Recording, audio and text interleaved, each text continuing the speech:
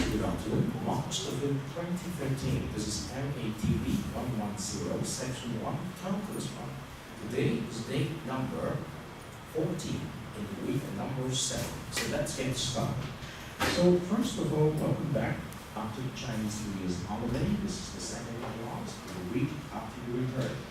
Now, if you have a textbook with you, you can take a good look at chapter 3. Basically, we have already finished discussing chapter 3, which is the derivative and some of the applications of derivative. If you take a look at chapter 4 in your textbook, it's called the additional applications of the derivative. Well, many other things you have to learn. And actually, we have not stopped talking about those many other things in chapter 4, except for the fact that if you have been paying attention to the end of the week activities, at the end of week number 6, which is immediately before the Chinese New Year holiday, I have given you, look at this, Calculus 1 Lecture 3.1, 3.2, 3.3, 3.4, 3.5, 3.6, 3.7. Now, I do not know if you have made the best use of them during the Chinese New Year's holiday, and probably not, because you will not be that crazy, except if you are extremely enthusiastic about Calculus 1, but I can do it. Congratulations. These are very important topics on chapter 4.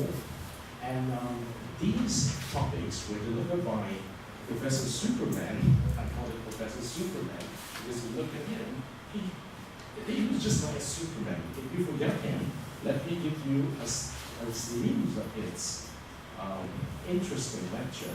This is Superman.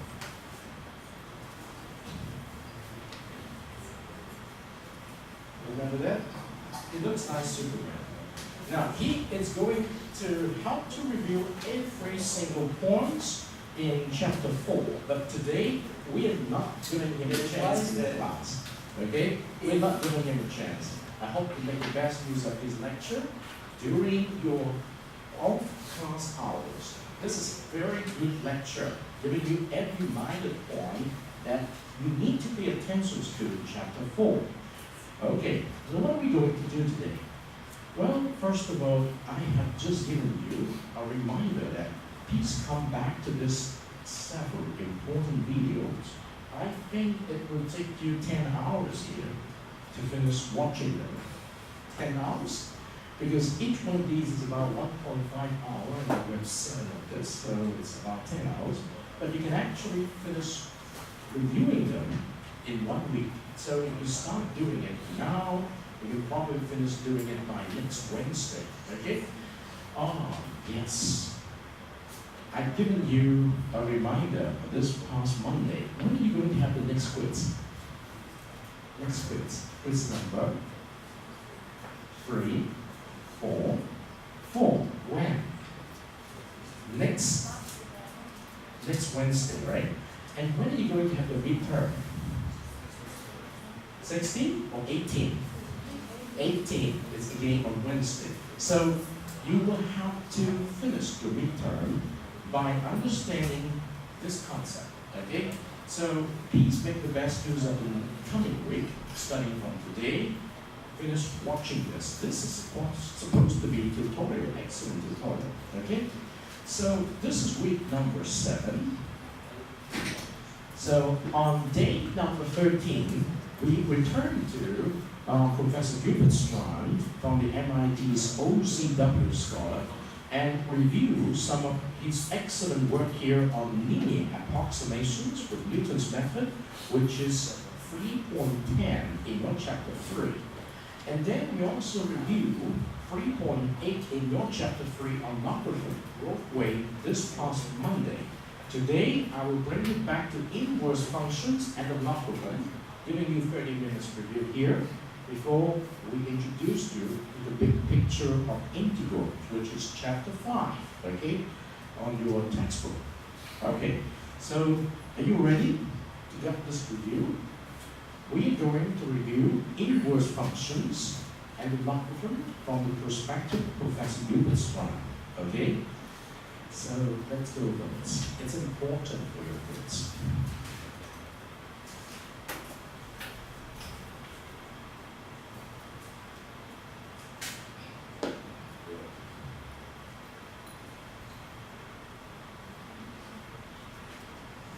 Okay, today's about inverse functions, which is a new way to create one function from another one. And the reason it's so important is that we want to, the logarithm is going to be the inverse function for e to the x. We can't live without e to the x on one side and the logarithm on the other side. So here's the idea of inverse functions. Well, here are the letters we use. Usually y is f of x. That's the standard letters. Then for the inverse, I'm going to use f with a -1 above the line. And notice now it will be x is f inverse of y. And let me show you why that is. Let's just remember what a function is. So a function like f is, I take an x, that's my input.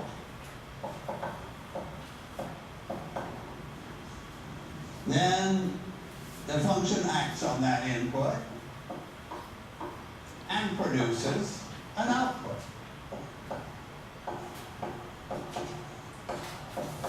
At some level, this is what a function is, a bunch of inputs and the corresponding outputs.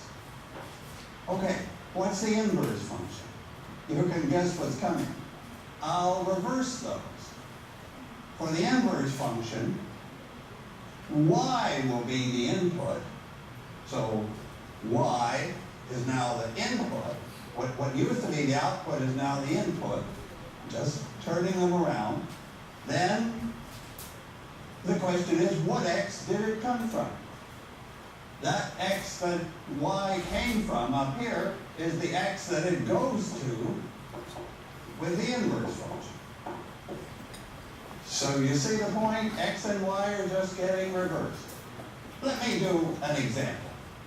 Because that's letters, and we need a first example. Y is x squared. So that's my function f of x. F is the squaring function. Okay? If you give me x equal 3, the output is y equal 9. Now, what's the inverse function? The inverse function, I want to find x from y. How do I do that? I take the square root.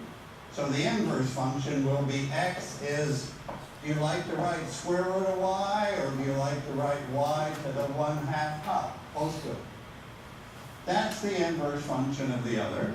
And of course, before we said if x was 3, y was 9. And now if y is 9, then x will come out to be the square root of 9, 3. Oh, one small point. Well, not so small. I was really staying there in this example with x greater or equal 0. I don't want to allow x equal -3. Well, why not? Because if I allowed x equal -3 as one of the inputs, if I extended the function x squared to go for all x's, so if x equal -3 was an allowed input, then y would be the same answer, 9. So I would be getting 9 from both 3 and -3. And then, in the inverse, I want to know which one to go back to. In the inverse, the input would be 9, but should the output be 3 or -3? So the point is, our functions have to be 1-to-1. It's a kind of nice expression that gives you the idea. 1x for 1y, 1y for 1x. And that means that their graphs have to go steadily upwards or steadily downwards, but not not down and up, the way y equal x squared would if I went over all x's. Okay, let me do some more examples before I come to the reason for this lecture, which is the exponential and the logarithm. And let's just look ahead to what will come near the end of the lecture. We know facts about the exponential, e to the x, and those facts, when I look at the inverse function, give me some different facts, important facts still, about the logarithm. And here is the most important one, that the log of a product of two numbers is the sum of the two logarithms. Very important fact. That simple but important fact is what made logarithms famous, and it was the whole basis for the slide rule. Well, do you know what a slide rule is? Maybe you haven't ever seen one. Probably not. Everybody had them, and then suddenly nobody has it. But the point was, on a slide rule, you had a little stick, another little stick. I used to drop a thing.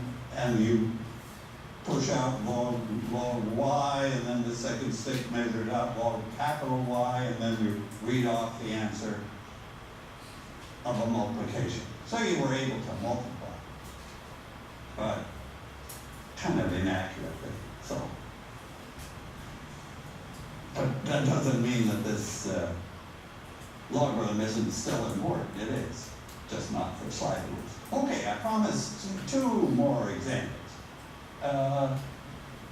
Also, this is a chance to think about functions. So what about the radius of a circle, r, and the area, a? That's, there's a function there. The input is r, and the area is pi r squared. So that's some function of r. Input r, output a. Now, tell me the inverse function. The inverse function, I'm going to input a, and I want to get r. So the input, for the inverse function, it's going to be like this. I have to solve that equation for r. Okay, how do I do that? I divide by pi. That gives me r squared. And then just as there, I take the square root, and I have r. So that's the inverse function of, is it a function of r? No way. The input is now a. This is a function of a. Divide by pi, take the square root, and you're back to r. Let me draw the pictures that go with that. Because the graph of a function and its inverse function are really quite neat. So, do you know what the graph of a equal pi r squared will look like? Again, r is only going to be positive, and now area is only going to be positive, and the graph of pi r squared is a parabola. Say at r equal 1, I reach area equal, what would be the area if the radius is 1? Plug it in the formula, the area is pi. That's that point. And those are all the other points. Okay. So that's the graph, which was nothing new. The new graph is the graph of the inverse function. Okay, what's up? This time, the input is now a, and the output is r. If the area is 0, the radius is 0. If the area is pi, oh look, I'm just going to take this, and it's going to go here. If the area is pi, what's the radius? Well, put it in the formula. If the area is pi, I have pi over pi, 1, square root 1. The radius is 1. Of course it's 1. 1. So that's a point on the graph of the inverse function of this square root of a over pi. And what's the rest of the graph? Does it look like that? No way. Everything is being flipped, you could say, or you could say a mirror image in the just turn over here. This thing which started out like this is now a square root function. The square root function climbs and comes around like that. Like it's a parabola this way, because that one was a parabola that way. All right, let me go on to a second example. But that point that these graphs just flip over the 45-degree line is because y and x are getting switched. Okay, let me do the second example. What about temperature? We could measure temperature in Fahrenheit, say F, or we can measure it in centigrade or Celsius, say C. And what's the function? If I take F, I want to know C, the centigrade temperature, is some function of F. Okay, let me at the same time draw the picture so we can remember. So this is now the forward function. I'm creating F first, and then I'm going to create F inverse. Okay, do you remember the point that how they're connected? Here's F, and we'll start with the freezing point of water. The freezing point of water is 32 Fahrenheit, but it's 0 centigrade. That's why that system got created. So F equals 32, C equals 0. That's on the graph. Okay, and then what's the other key point? The boiling point of water. So say that's when F is 212. 212 is the boiling point of water in Fahrenheit. And what's the boiling point in Celsius, centigrade? 100. I mean, that system was, I don't know where 32 and 212 came from, but 0 to 100 is pretty sensible. 0 and then 100. So that's the other point. And then, actually, the graph is just straight line, because we're in fact, let's find the formula. What's the equation for that line? So I take F and I subtract 32. Well, that gets me at the right start, the right freezing point. And now I want to multiply by the right slope to get up to the right boiling point. So when I go over 180, I want to go up 100. So it's 100 over 180. Then 180 was the 32 to 212. So the ratio of 100 to 180, that's, well, 5 to 9 would be easier to write. So let me write 5 to 9. Is that okay for the graph of the original function? This is my function of F giving me C. Okay, ready for the inverse function. Okay, can you do this with me? C is now the input. F is now the output. What was C equals 0 and 100? Those were the key points for C. F equals 32 and 212 were the key points for F. 0, this was on the graph, right? 0 centigrade gives 32 Fahrenheit. 100 centigrade matches 212, that's on the graph. And again, it's a line in between. Whew. My picture isn't so fantastic. That 212 really should be higher and that line should be steeper. Let's see that from the formula for F inverse. What is going to be the steepness of the second line? Okay, now here I've done graphs with some numbers. Here I'm going to do algebra. The point of algebra is, you may have wondered, what was the point of algebra? The point is to deal with all numbers at once.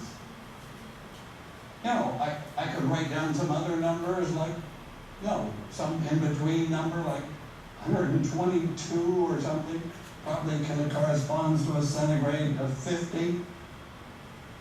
But I can't live forever with numbers, I need symbols. That's where letters, algebra comes in. So now I'm going to do algebra. I want to get Fahrenheit out of centigrade.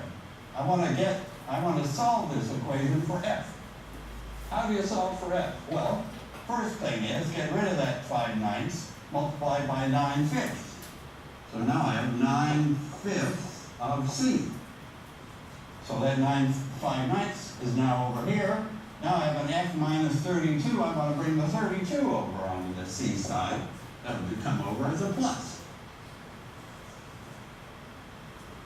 So I've solved this equation for F, and that's told me what's the inverse function. And you notice it is a straight line. And what's its slope, by the way? Its slope is 9/5, where this had a slope of 5/9. That's going to happen, right? If you multiply, then sooner or later, in the inverse, you have to divide. So one slope is the reciprocal of the other slope. Well, especially easy when we see straight lines. Okay, now are we ready for the real thing? Meaning exponentials. Okay, so I come back to this board, which tells me what I'm after, and raise that a little, and go for it. Okay. Okay. So, what am I saying? I'm saying that the logarithm is going to be the inverse function of e to the x. And it's called the natural logarithm, and we use this letter n for natural. Also, the truth is that it's the only logarithm I ever think of. I would freely write log, because I would always make this natural logarithm. And maybe, so I'm defining it as the inverse, and probably a graph is the way to see what it looks like. Okay, so I need a graph of e to the x, and then a graph of its inverse. And then, by the way, since we're doing calculus, next lecture is going to find derivatives. We know the derivative of e to the x. It's e to the x. That's the remarkable property that we started with. Then we'll find a derivative of the log, the inverse function. And it will come out to be remarkable too. Amazing, amazing. Just what we needed, in fact. All right, but let's get an idea of what that log looks like. I know you've seen logs before, but now we have this base e to the x that only comes in calculus. And let's graph it. Okay. So now my function of x is e to the x, and I want to graph it. Okay. This is, of course, y. Okay. Actually, I realize x can be negative or positive, no problem. But y, e to the x, always comes out positive. The graph is going to be above. Here's x. Let me draw the graph from 0 to 1, and say back to -1. Then the graph is going to be above the axis here. Let's see, where is it? What is, when x is 0, what's y? Y is e to the 0th power, which is 1, right? E to the 0 is 1. The exponential function starts at 1, right there. That height is 1. Now, when x is 1, y is e to the 1st power, which is e, about 2.78. So maybe up there, somewhere about here. So that's that height is e, corresponding to 1. And what about when x is minus 1? Then y is e to the minus 1. E to the minus 1 is, that minus says divide, it's 1 over e to the first power, 1 over 2.78, something like a third or so, something about there. And now, if I put in the other points here, the graph looks like that. And actually, the reason I didn't go beyond x equal 1 is that it climbs so fast. E to the x takes off. It grows exponentially, if you can allow me to say that. Which reminds me, we don't often say grows logarithmically. Well, let's see what grows logarithmically means. It means they're creeping along. If e to the x is zipping up real fast, then the log is going to go up only slowly. And so I want the inverse function. Of course, this graph continues, gets very, very small. It continues up here, gets very, very big, but keeps going. Okay, now ready for x equal log y. And remember, I'm going to draw its picture, and I'm defining that function as the inverse function of the one we have. So I'm not going to give a new definition, a new function. It's defined by being the inverse function. That's what it is. But now we know from experience with two graphs, we know what its graph is going to look like. Okay, so x is now going to be this graph, and y is going to be that one. So y only is positive. We can only take the log of positive numbers. You can't, the log of a negative number, that's something imaginary. We're not touching that. The log can come out positive, 0, negative. X could be anything. Here's x. Okay, let's put in the points we know. There'll be the same 3 points as here, but you see that x-axis is now vertical, the y-axis is now horizontal. I put in these points. Now let me put in, so what's the thing? When y is 0, what's x? Yeah, can you get that one? What's the log? Oh, y doesn't make it to 0. When y is 1, that's what I meant to say. When y is 1, what's the log of 1? What is the log of 1? That's a key point here, and we see it. We got y equal 1 when x is 0. The logarithm of 1 is, so when y is 1, is that right? Logarithm of 1, let's put in that 1. The logarithm of 1 is 0. That's a point on our curve. That's a point on our curve. This point flips down to this point. So can I just remind myself, as you saw me hesitating, that the log of 1 is 0. It's nice to have a couple of numbers. Okay, then what are the other ones I want? I want to know the log of e, and I want to know the log of 1 over e. And what are those logarithms? I could look over here. They're going to be 1 and minus 1, but let's just begin to get the idea of the log.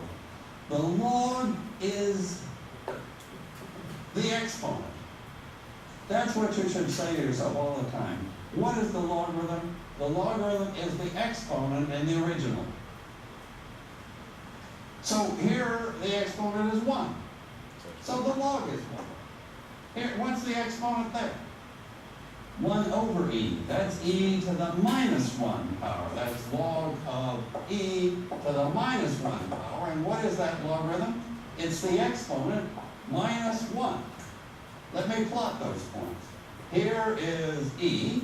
So there's 1. Here's e. Here's 1 over e. Okay, the logarithm of 1 was 0. That points on my graph. The logarithm of e is 1. This points on my graph.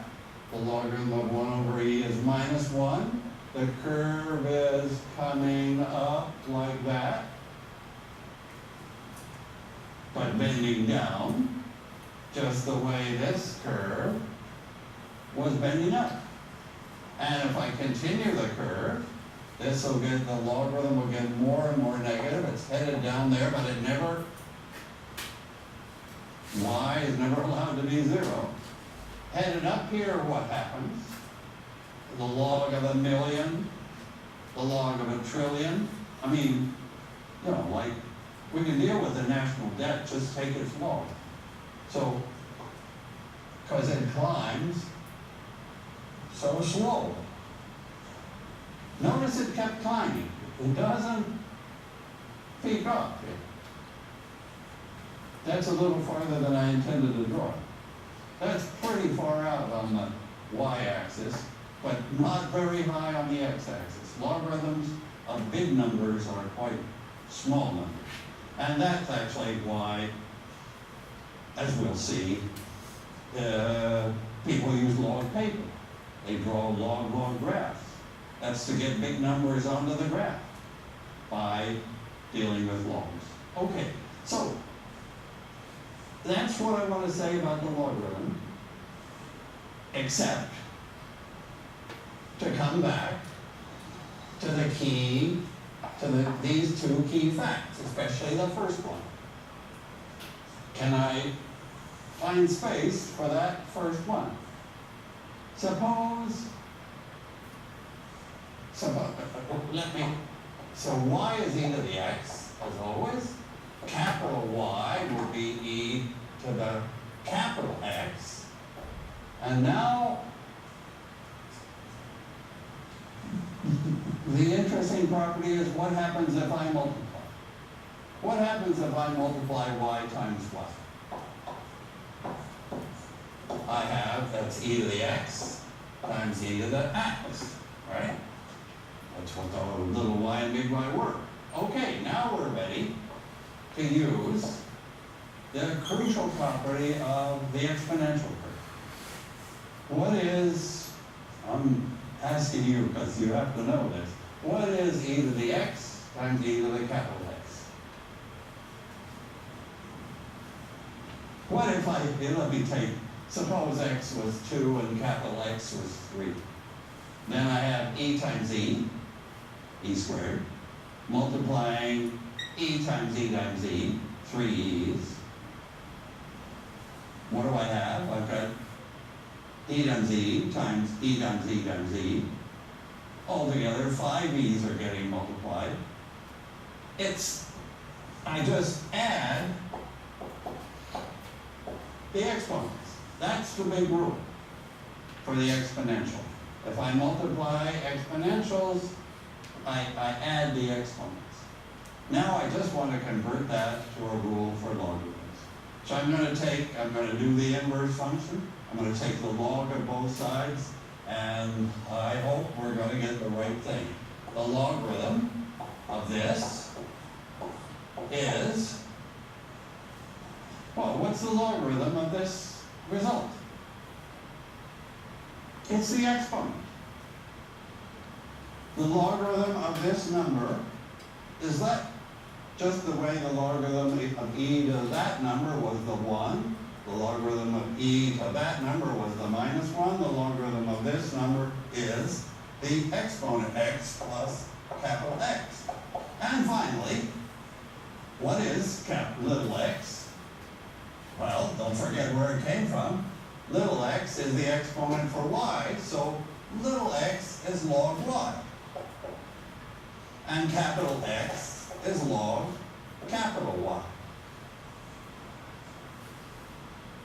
bunch of symbols on that board. And the last line is the one that we were shooting for. The logarithm of y times y is the sum of the logs.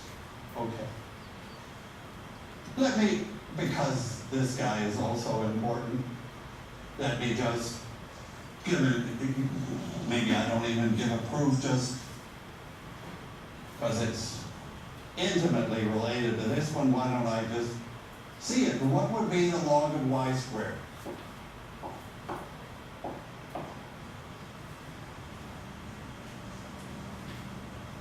You know what this, actually, we're already here. If I wanted little y squared, what should I do? I can get that answer from what I've done. The log of little y squared, I just take big Y to be the same as little y, I take big X to be the same as little x, and I've got the log of y squared. Then is x plus x, 2 x's, and but x is the log of y. The log of y, if you square a number, you only double its log. You're again seeing why these numbers can grow very quickly by squaring, but their logarithms only grow by multiplying by 2, only going up slowly. And then the general result would be for any power, not just n equal 2, not just n equal the whole number, not just n equal positive numbers, but all n, will be, I'll have n of these, so I'll n log of 1. So that's a closely related property that takes the same y to different powers. Okay, lots of symbols today. But you had to get that logarithm function straight before we can take its derivative. Can I tell you what its derivative is? Would you like to know in advance? The derivative, I don't know if I should tell it. The derivative of log y, the derivative of this log function turns out to be 1 over y. Isn't that nice? A really good answer coming from this function that we created as an inverse function. And I'll just say here that now we've created the function. We've got it. Then I don't mind if you give it a different letter. Give it another name. Well, I hope you keep its name log. Most people use that name. But you could use a different letter. I'm perfectly happy for you to write this as the derivative of log x is 1 over x. Between that and that, I just changed letters. That was like after the real thinking of this lecture, which was when x was an input and y was an output, and I really needed 2 different letters. Okay, good. That's inverse functions. Thank you. This has been a production of MIT OpenCourseWare and Gilbert Strain. Funding for this video was provided by the Lord Foundation. To help OCW continue to provide free and open access to MIT courses, please make a donation at ocw.mit.edu. Please remember, in the past 30 minutes, you have just reviewed something that is very basic, the beginning of our learning of calculus differentiation. But do you still remember how to do the differentiations of L and y with respect to y, and the answer is 1 over y? Can I give you 5 minutes to flip your pages on your textbook so that you can find something similar? Which sections? Okay?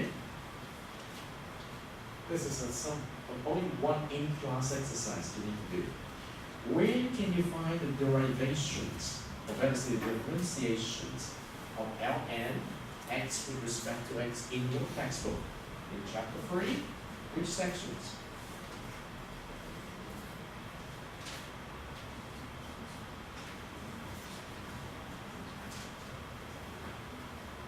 3.8, 3.7. Where can you get that result?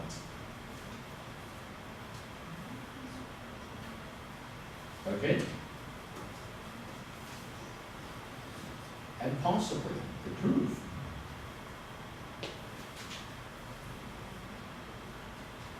Page 186, 87,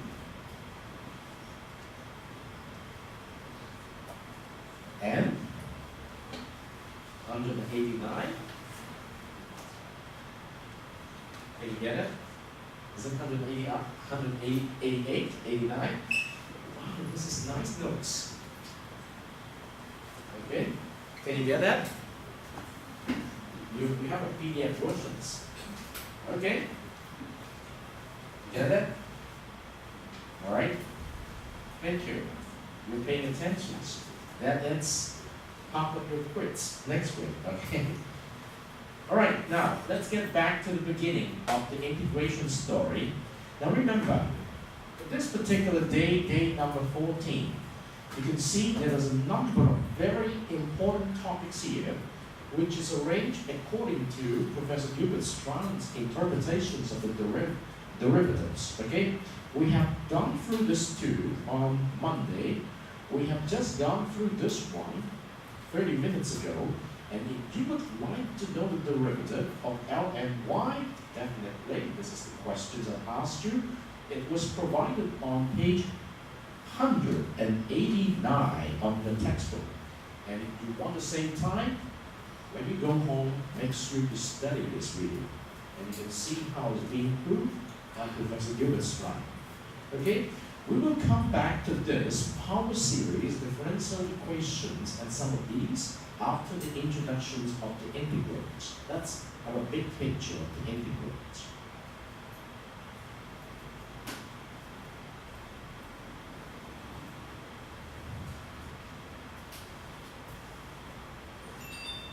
That is the beginning of chapter 5.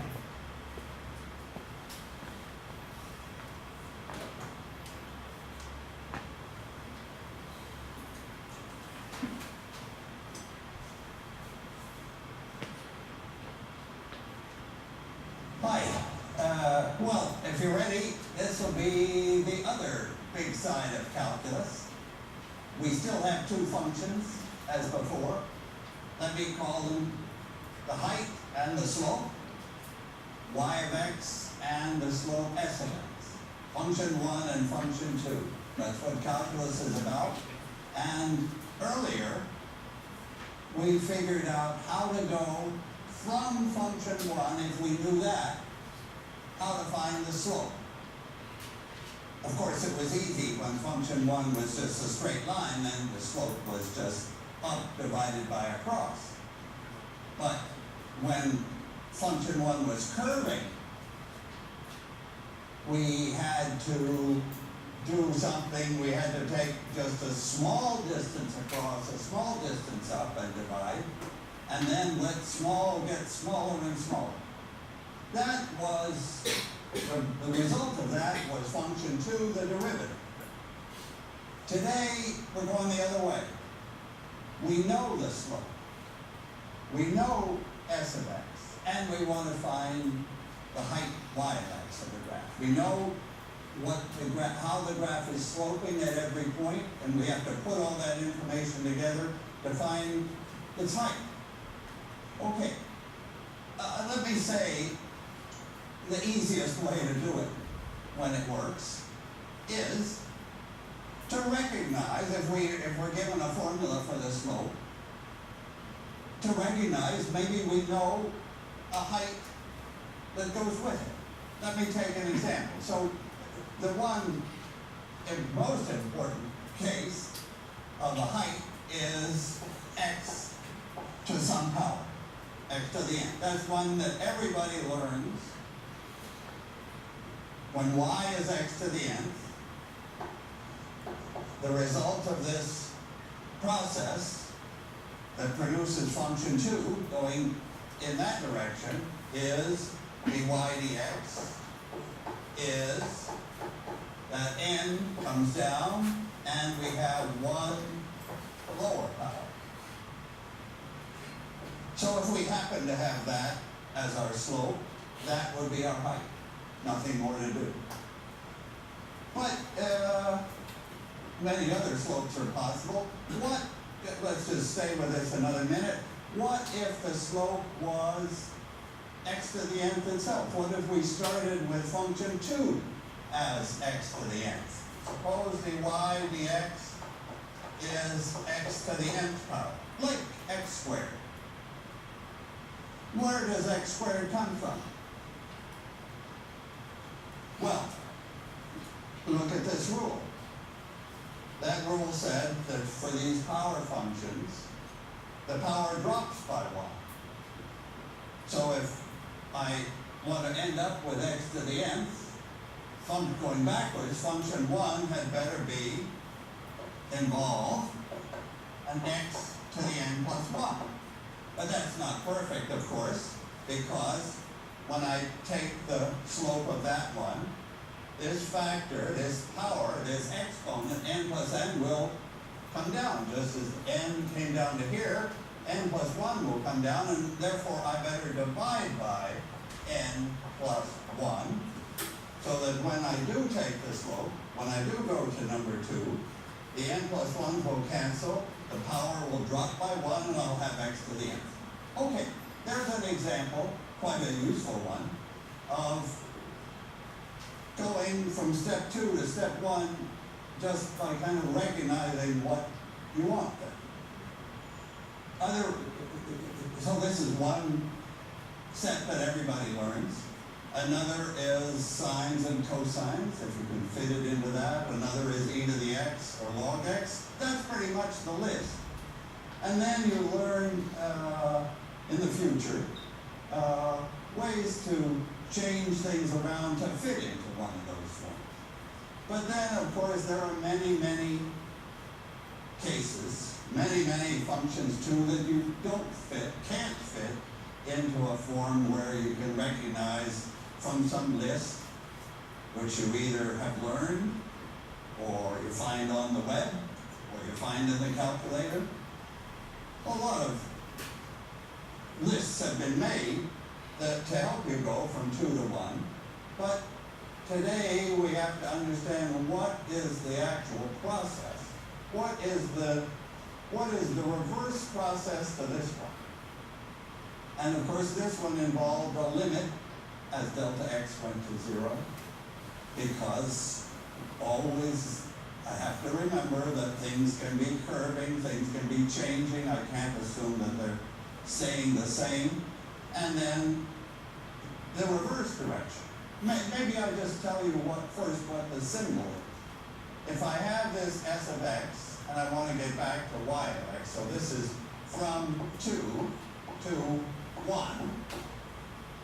1 will be y of x. The symbol for y of x will be, I'm just really wanting to draw that integral symbol. The integral, I would say, the integral of s of x dx. And you'll see why this is, well, that's an s. You'll see why that's a reasonable way to write it. But of course, first we need the idea behind it. Okay, so how am I going to proceed? Step 1, I'll take steps. I won't try to get immediately to the case of continuous change. I'll take single individual steps. Let me do that. And then I'm going to take smaller steps. And then in the limit, I'm taking continuous steps.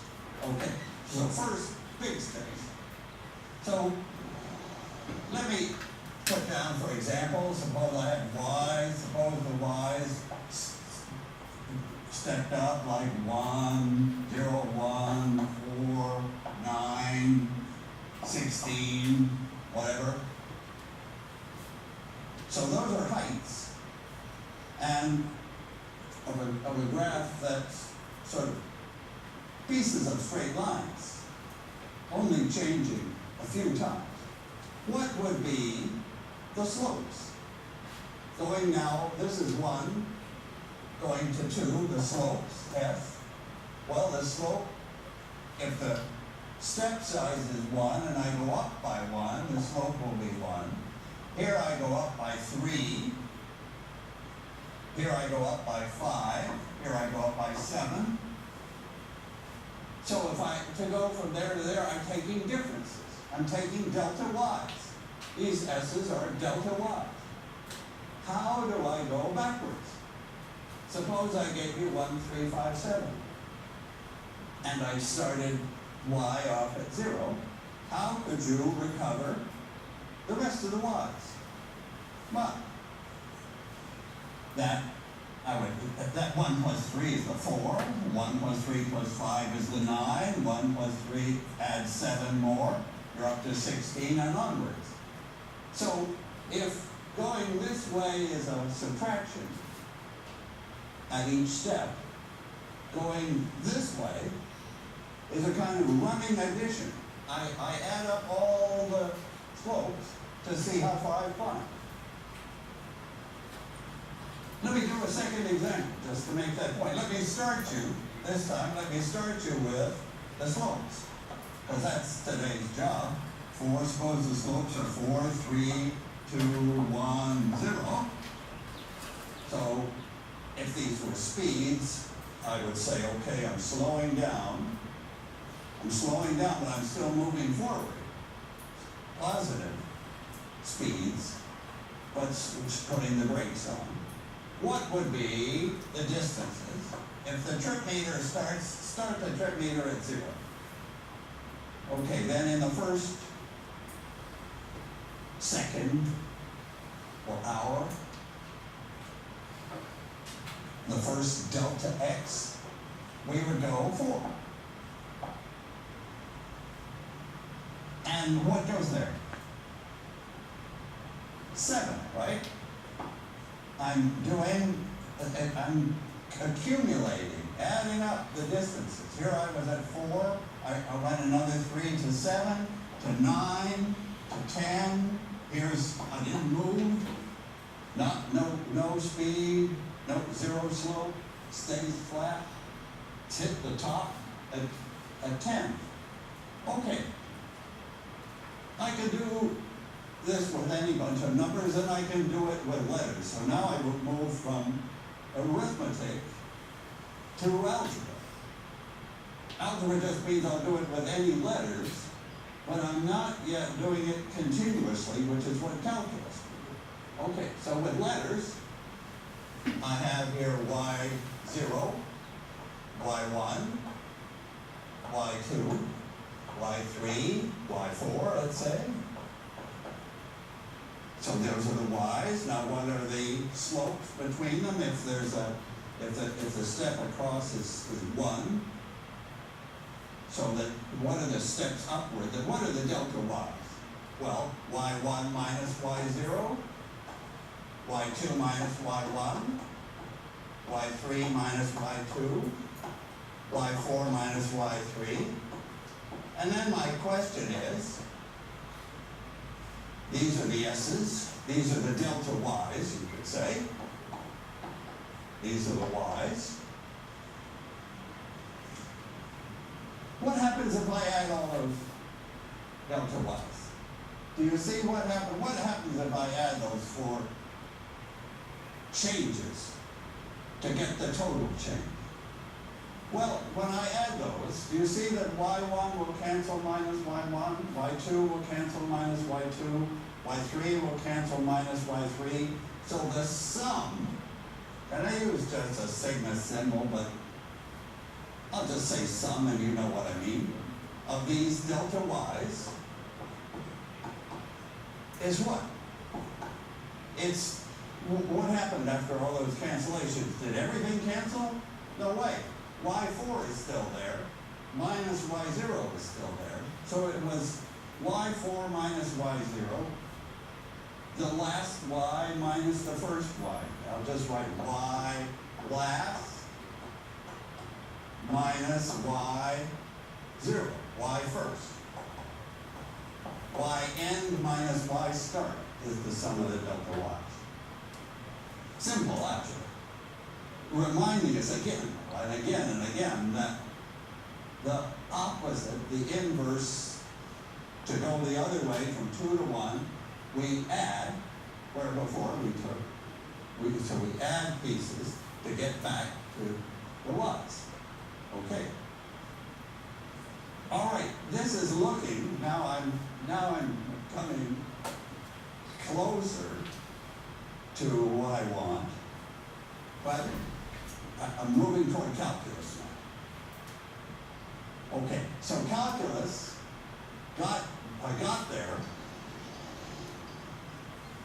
by delta y's over delta x's. So in moving toward calculus, what am I doing? I'm thinking of the changes delta y over smaller steps delta x. So it's really, I just wanted to take this step. I want to divide by delta x and multiply by delta x. Why do I do that? That's because it's this delta y over delta x that is the ratio, it's those ratios. Whatever the size of delta x is, and it's going to get smaller and smaller. I'm going to look at the change over very short steps. Then it's that ratio that makes sense. Delta y over delta x is a reasonable number. It's close to the s. It's close to dy dx, but it hasn't got there yet. I'm multiplying by the delta x, the small step that's going to 0 but hasn't got there yet. And I'm adding, and I get the last one minus the first one. Okay. Now, here comes the limiting step. So the limiting step will be the limit of this left-hand side, this sum. So in the limit, I'll have more and more and more things. How many? You see as delta x gets smaller, if I'm thinking of some fixed total change in x, I'm chopping it up into smaller and smaller pieces, more and more pieces. So more and more pieces of the slopes at different points along times the size of the piece give this answer. So now can I jump to the way that I would write this in the limit? In the limit, as delta x, so now let delta x go to 0, and I ask the right-hand side, y last minus y first, is not changing.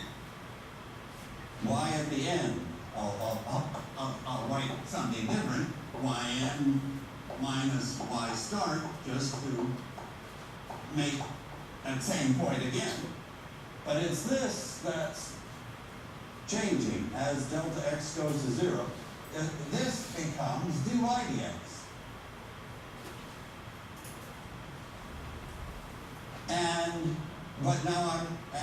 But this sum becomes times the little delta x's are going to 0. Here's the way I write it. So in that limit, I can't legally write that sigma. So this integral symbol is was copied from that sigma, but it's telling you that a limit is happening. And in that limit, this is dy dx. And this, the notation, is dx. I've got what I predicted here with s of x there.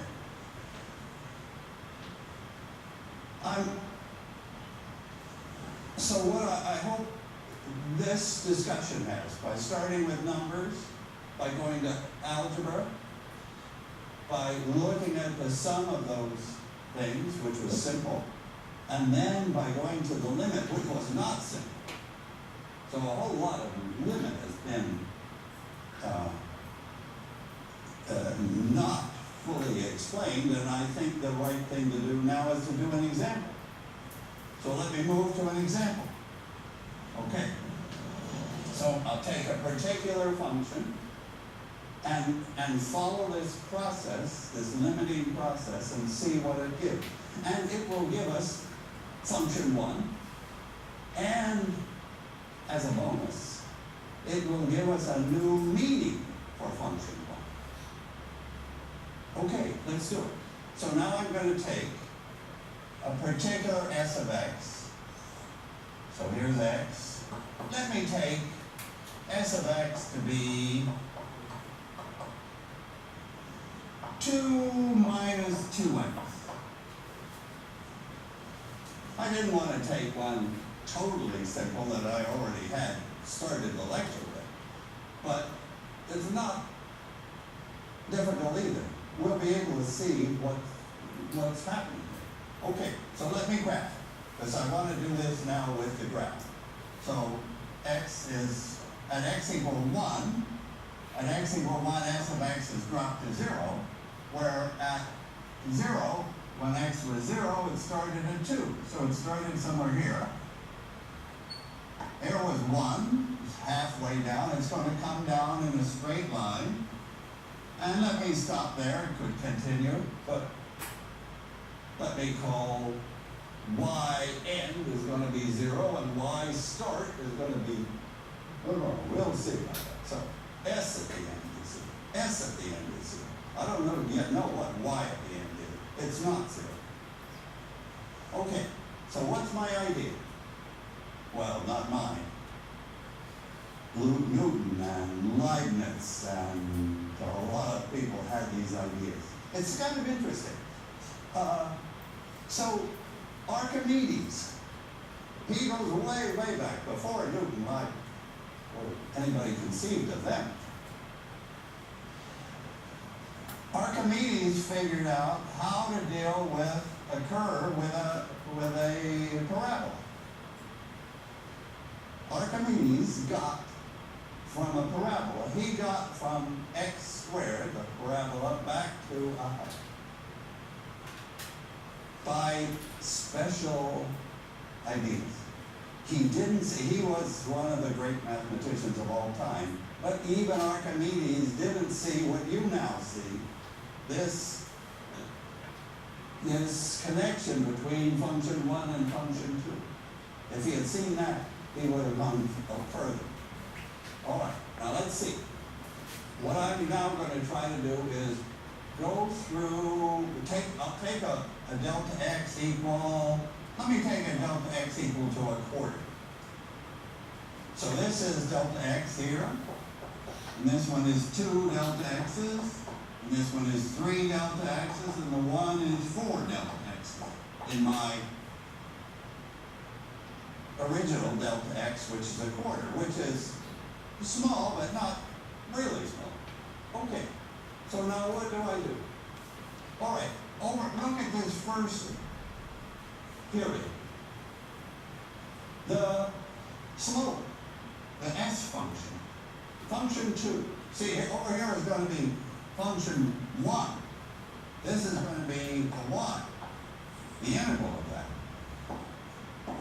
But I don't know what it is yet, so it's pretty open to question. Okay, so now let's get there. So the point is that over this interval, the slope is changing. It's changing a significant amount, not too much, but it's changing. And I don't know, from the algebra, I don't know how to deal with it. So I'm going to take the start, I'm just going to take a value within this, some value, and stay with it within that interval, and I'll take the starting value. So over this first delta x, I'm going to pretend that the slope stays at 2. So I'm pretending that this is my slope. Then over my next delta x, I'm going to pretend that it stays, that's probably 1.5. and then I'm going to pretend that it stays at 1, and then I'm going to pretend that it stays at a half. Okay. Right? It's like, if you allow me to go back to distance and speed, I'm chopping up the full time, the day, let's say, into 4 pieces. And in each piece, the speed is changing, which I'm not ready to deal with, which algebra isn't ready to deal with. So the best I could do was say, okay, suppose the speed is constant at what it was at the start of that short time.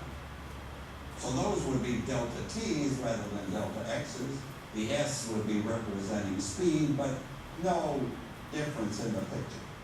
Okay, so now let me do these things. So I'm taking s. Now I'm going to do this addition, which won't give me exactly the right y, because those rectangles are not exactly right. But I'll get them better by taking smaller delta x. Let me see, what do I have here? Okay, over this first time, I have my slope, which I'm taking to be 2. So that's the delta y over delta x. That's the s.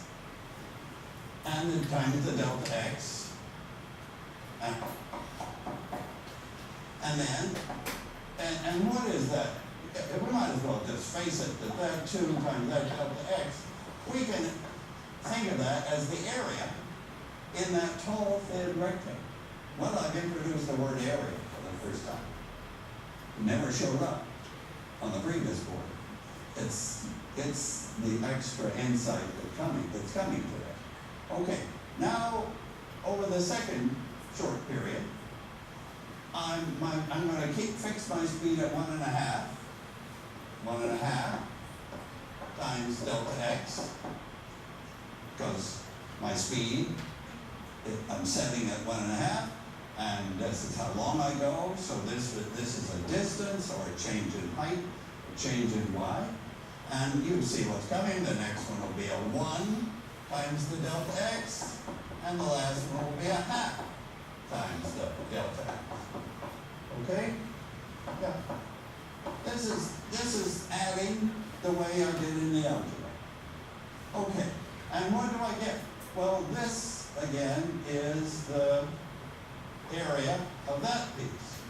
This one is the area of that piece. This one is the area of that piece. I get an overestimate, because the true slopes have dropped a little within each piece.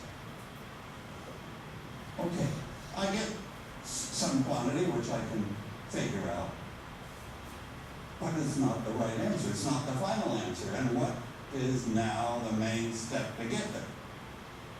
Chop delta x into half, we could say. Why not cut it in half? Now I'll have a different picture. Can you see what this picture is doing? Now, over the first little half of the old step, I am up here, but then I drop to here. You see that a little, can I do this with an eraser? A little bit got chopped away, a little bit got chopped away. Where's it gone? I'm going to have this zigzag is, that wasn't too bad. That's now, so I'm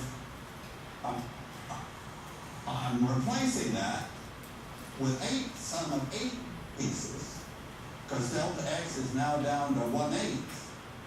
You see that the number of pieces, this is what we said about that sum. That sum is got more and more terms, because it has a term for every little delta x. And the size of that term is about like delta x multiplied by an s. So what I'm getting in the limit is a kind of running sum, a running counter, a mileage meter, a trip mileage that's adding up distance based on speed. And what I'm getting, now you can see what I'm getting in the graph picture. What happens to the shaded part as delta x gets smaller and smaller? The shaded part is going to be the curve, these little long pieces are going to get reduced, and in the end, the total height at 1 is going to be, this is the moment, the area under the slope curve. This y turns out to be the area under the s of x curve, or y. Okay, so at x equal 1, what is it? What's the area out to 1? Okay, well, we've got a triangle there. Its base is 1. Its height is 2. Area of a triangle is half the base times the height, so I have half times 1 times 2, I've got 1. The y at the end, the area at the end is 1. But, I shouldn't say but, I shouldn't let you applaud first. But, no, but. What if I only went that far, halfway? What if that was Sn? What if I want to know what is y at x equal a half? Then it would be just the area up to that point. Can I remove this part of the picture for a moment?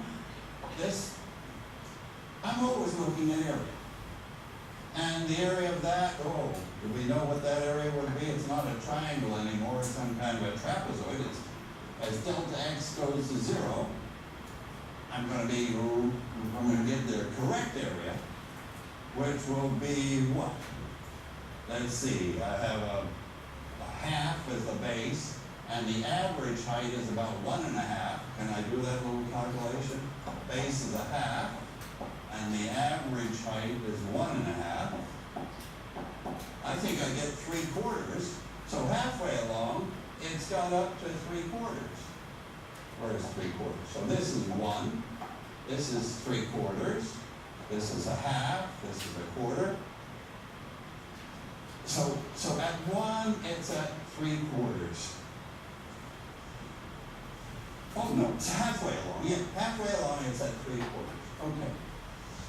I would like to know that graph now. I'm ready to jump to the limit.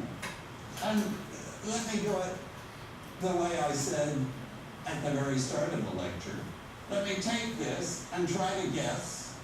So, taking a shortcut. Because do we go through this horrible process every time we want to do an integral? Of course we will. The best way is, can we find a y function, a function 1, that has that derivative? Let's just try it. I'm allowed to take it in 2 pieces. That's a very valuable fact. So what has the derivative 2? If the slope is 2, what's the function? If the speed is 2, what's the distance? It's constant speed 2 times the total distance. The slope of the 2x line is 2. Clear. What about the 2x? What has the slope? Which function has the slope 2x? Well, we saw it already. The function that has the slope 2x is x squared. Because when I take the slope of x squared, the 2 comes down. I have the 2, so the 2 shows up. I have 1 smaller power, x to the first power. This is the correct y, and I hope that my graph gets those points right. At x equal to 1, this is 2 minus 1, this is the correct height 1. At x equal to, what was that? That was a half? All right, here's a moment of truth. Now set x equal a half, and what do you get for this y? You get 2 times a half, that's 1, minus 1/2 squared, 1/4. Hey, America, 3/4. This area I figured to be 3/4, and this approach also gave 3/4. Either way, multiplying those is 3/4, subtracting those is 3/4. So my graph, what does my graph look like? What does the graph of that look like? Its slope at the start what's the slope at the start? The slope at the start is s at the start. And s at the start, when x is 0, the slope is 2. So it starts out with a slope of 2. But it's slowing down. It's like this, a little bit like this one, where s was, the car was slowing down. We're not picking up distance so quickly. We're not picking up height so quickly. But we're still going forward. We're still picking up some height. So it starts with a slope of 2, bends around to there.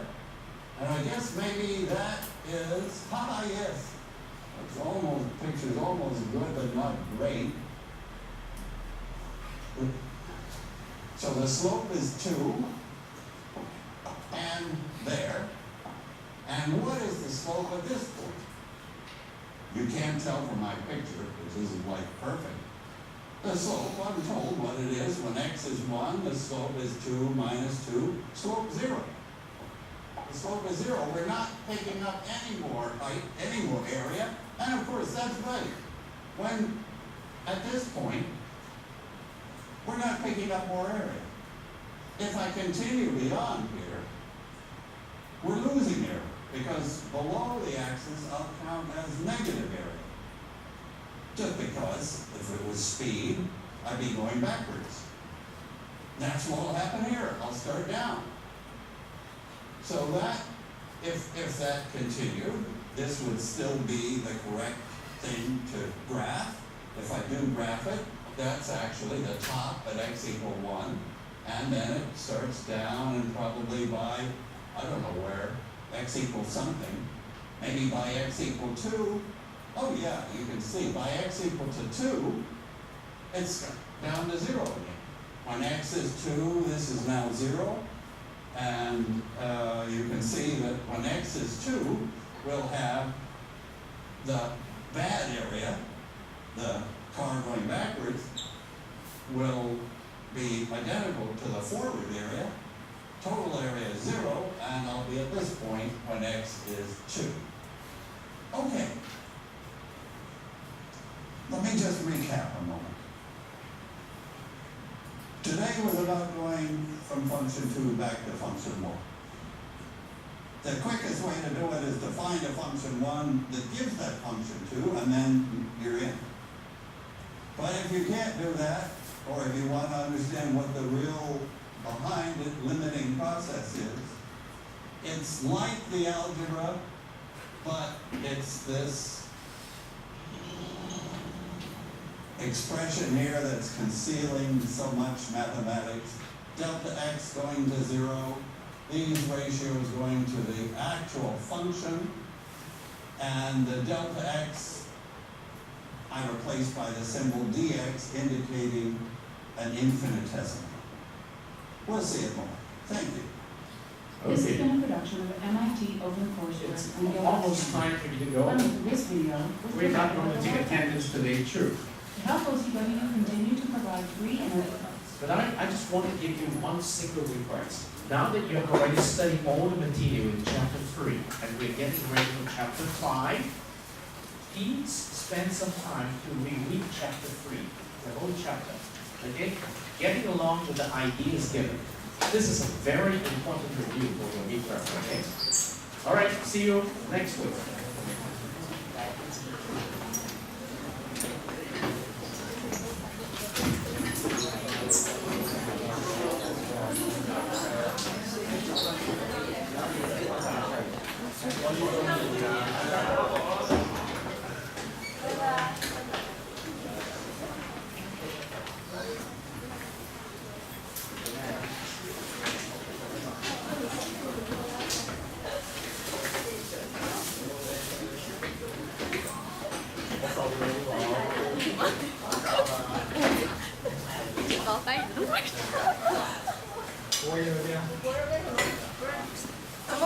学到了戒了。